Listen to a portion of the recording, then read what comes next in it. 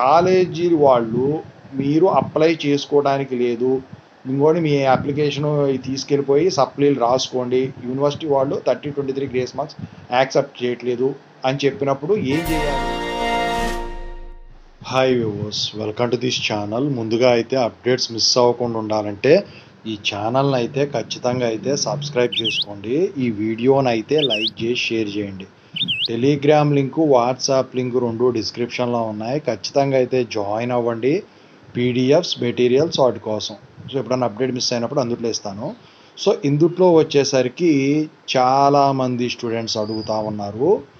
So JNTH 30-23 మేము కొంతమంది ఏమో రెగ్యులర్ వాళ్ళు నేను 30 అప్లై చేశానండి అని, ఇంకా లేటరల్ ఎంట్రీ వాళ్ళు కొంతమంది 23 అప్లై చేశానండి, 1 మంత్ అవుతుందండి.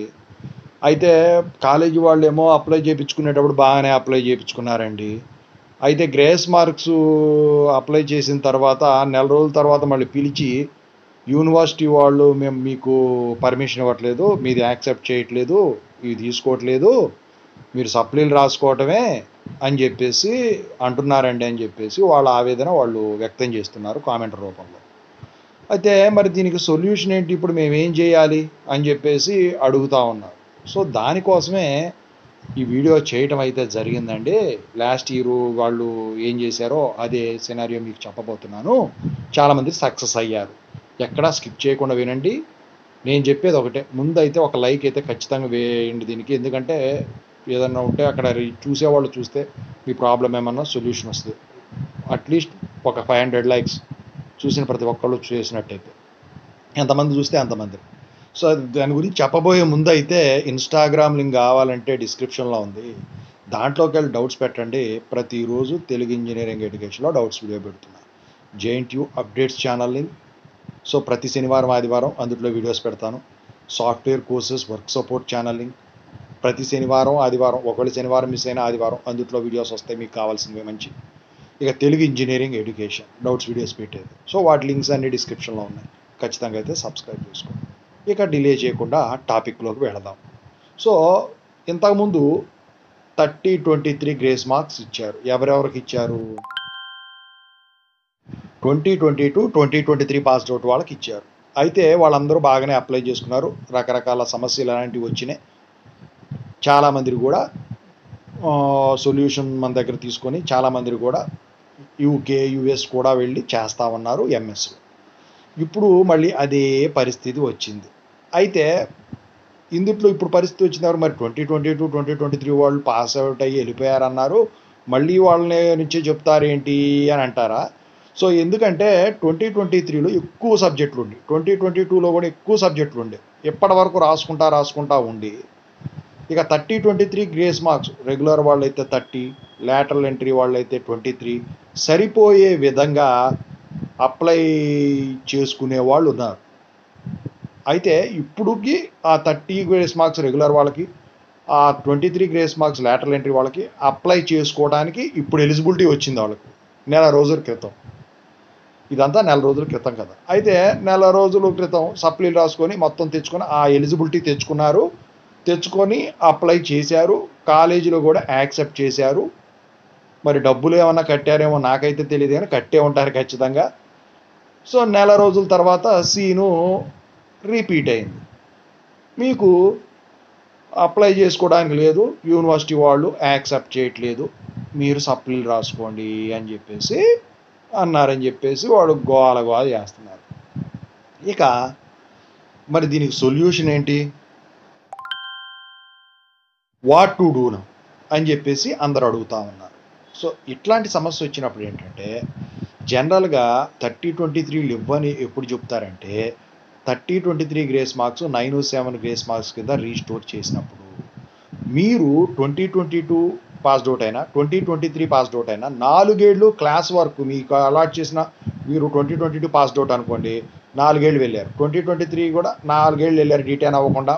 ఒకవేళ డీటెయిన్ అయినా కూడా పాస్డ్ అవుట్ అప్పుడే వస్తారు, కానీ సప్లీలు మిగిలిపోతే ఇప్పుడు వరకు అప్లై చేస్తూ ఉన్నారు. సో మీకు పాత రూల్స్ ప్రకారమే 30-23 ఉంటాయి, రీస్టోర్ చెయ్యనంత వరకు, అఫీషియల్ నోటిఫికేషన్ రానంత వరకు. అయితే మీరు 2024 వాళ్ళు వచ్చారు కదా, మరి వాళ్ళకి గ్రేస్ మార్క్స్ లేవన్న ఉద్దేశంతో వీళ్ళు చెప్పి ఉండొచ్చు, కానీ మీకు మాత్రం 30-23 ఉన్నాయి నేనే చెప్పాను. మరి ఇప్పుడు ఇట్లాంటి పరిస్థితుల్లో కాలేజీ వాళ్ళు మీరు అప్లై చేసుకోవడానికి లేదు, ఇంకోటి మీ అప్లికేషను తీసుకెళ్ళిపోయి సప్లీలు రాసుకోండి, యూనివర్సిటీ వాళ్ళు 30-23 గ్రేస్ మార్క్స్ యాక్సెప్ట్ చేయట్లేదు అని చెప్పినప్పుడు ఏం చేయాలి? ఇక వచ్చేసరికి మీరు నేను పోయిన సంవత్సరం చెప్పిన సొల్యూషన్ ఏంటంటే, యూనివర్సిటీకి వెళ్ళి యూనివర్సిటీలో స్టూడెంట్ సర్వీస్ సెంటర్ ఉంటుంది. అక్కడ కొంతమంది ఎగ్జిక్యూటివ్స్ ఉంటారు, అంటే ఎగ్జిక్యూటివ్ అంటారు, అక్కడ ఎంప్లాయర్స్ ఉంటారండి ఆ స్టూడెంట్ సర్వీస్ సెంటర్లో. వాళ్ళ దగ్గరికి వెళ్ళి మీ ప్రాబ్లం ఏంటో క్లియర్ కట్గా, అంటే వాళ్ళు హెల్ప్ లైన్ సెంటర్ వాళ్ళు అన్నట్టు, మీ ప్రాబ్లం ఏంటో క్లియర్గా చెప్పండి. వెళ్తూ మీరు ఒక A4 షీటు, ఒక పెన్ను, మీ కాలేజ్ ఐడి కార్డు తీసుకొని వెళ్ళండి. దాని రిక్వైర్డ్ మీరు ఏదైతే అప్లై చేసి ఉన్నారో అవి మొత్తం తీసుకొని వెళ్ళండి. సో స్టూడెంట్ సర్వీస్ సెంటర్కి వెళ్ళిన తర్వాత వాళ్ళు మీకు ఒక సొల్యూషన్ చెప్తారు.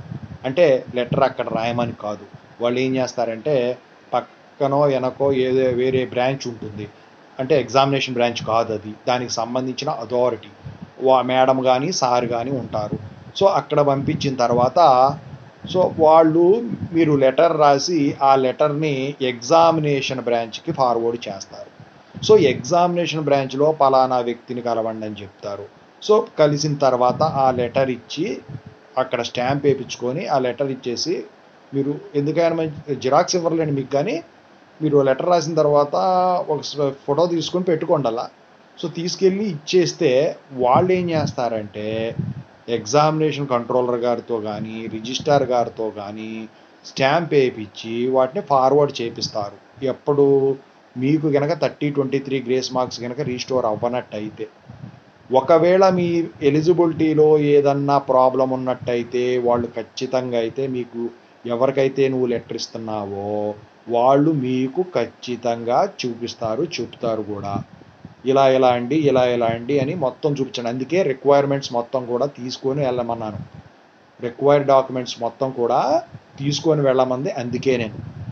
ఎందుకంటే చూడండి సార్, ఇది సార్ అంటే మొత్తం వచ్చేసరికి వింటాడు. విన్న తర్వాత వాళ్ళకి బాగా తెలిసి ఉంటుంది కదా వాటి గురించి.